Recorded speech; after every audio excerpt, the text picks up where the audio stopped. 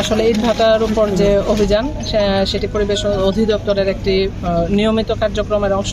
সেই নিয়মিত কার্যক্রমের অংশ হিসেবেই আজকে আমরা জামালপুরে সকাল থেকে অভিযান পরিচালনা করেছি।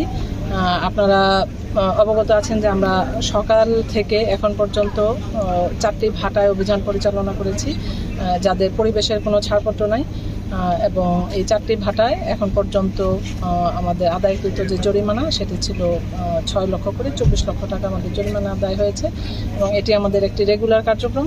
এই নিয়মিত কার্যক্রমের অংশ হিসেবে আমাদের সারা বাংলাদেশে এই কার্যক্রম অব্যাহত থাকে।